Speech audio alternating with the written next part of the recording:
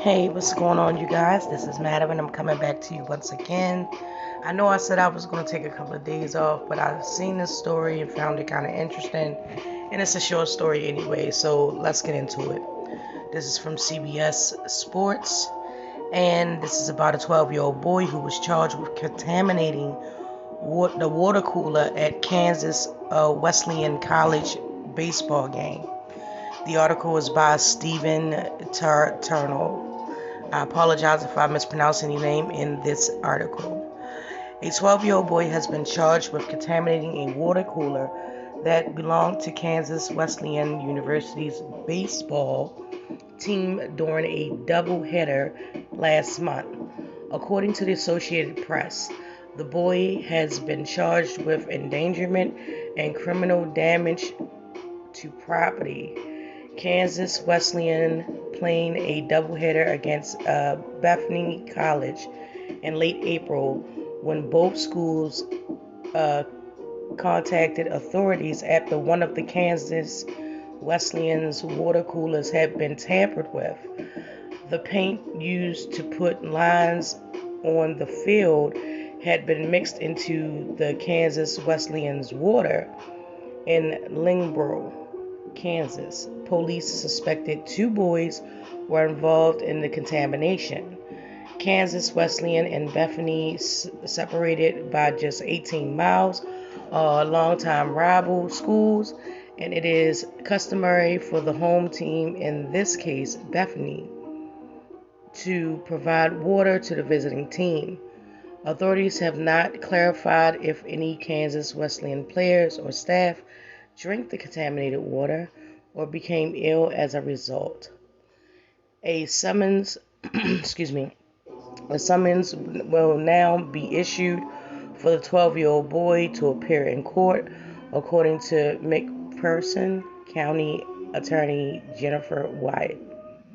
Earlier, a Lynchburg police statement shared that it was determined that no one associated with either school was involved in the contamination. This incident generated wide-reaching media interest after initial comments on social media claimed that a college basketball program deliberately contaminated an opponent's water cooler. Read a police statement. The Lynchburg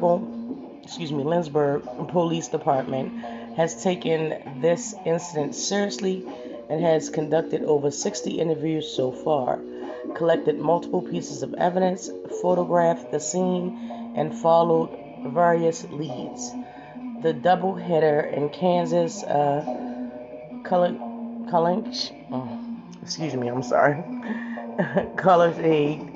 Athletic Conference, which was marred by the contamination incident, ended up being split by both teams. The second game was a blowout that saw Kansas Wesleyan set a school record for runs in a 33-2 victory. And that is the end of this article. That's crazy. For some people, sports is life, for the home team, I believe in supporting your home team, but not to that extent. Ain't nothing worth your freedom, especially not a team, whether it be professional or college or whatever. 12-year-old boy, I'm just like, what was the frame of mind, like when you was like, yeah, dude, I'm just gonna go and contaminate the water and possibly, poison a whole bunch of people, and possibly they could, check out and all of it. I'm like, man, this is so crazy. I would be very interested to see what will be the follow-up in terms of it and who all was involved. Not saying that the 12-year-old boy wouldn't have came up with something like that diabolical by himself. However, I tend to believe that at 12 years old, influence plays a very big part.